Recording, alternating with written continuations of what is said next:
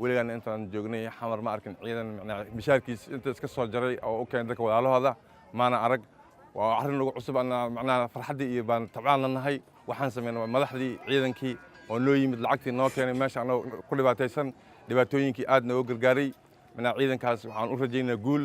cadowgoodana haws inuu ilaahay ka dhigo ciidankaanoo kaloo noo dhameeyay weligayga ma arag khaasatan ciidanka madaxtooyada gargaarka ay noo keeneen iyo ciidankoodii iyo qalabkoodii iyo agabkoodii iyo gaaridoodii ay noo yimideen oo ay noo keeneen halkaas maaragtay aad nagu soo booqteen wax kasta waxaa noo qaatay booqashada ayna soo booqteen hadda kaalmada ayna san ilahay waxaan ugu rajaynaa inuu kaalmo kalenta ilaahay ugu bedelo cadowgooda ilaahay qabto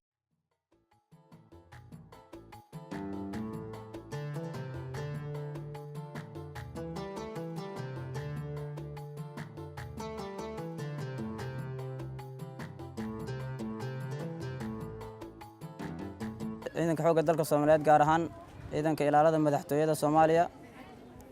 maanta maxaan meeshan ka sheegayaa inaan dadka anaga shacabka oo tabaalaysan oo abaaruhu ay ku dhufteen adduunyadoodii in mushaarka aan qaadan hayo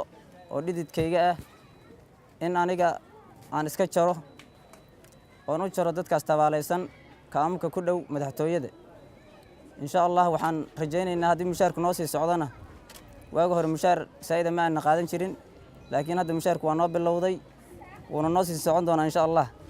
haddii uu noo sii socdana waxaan meeshan ka sheegayaa mushaarka aan qaadan hayo anigoo ah ciidanka xoogga dalka Soomaaliyeed inaan u jarahayo wixii qoonda oo qoondeeyo dadka rayidka Soomaaliyeed inaan u jarayno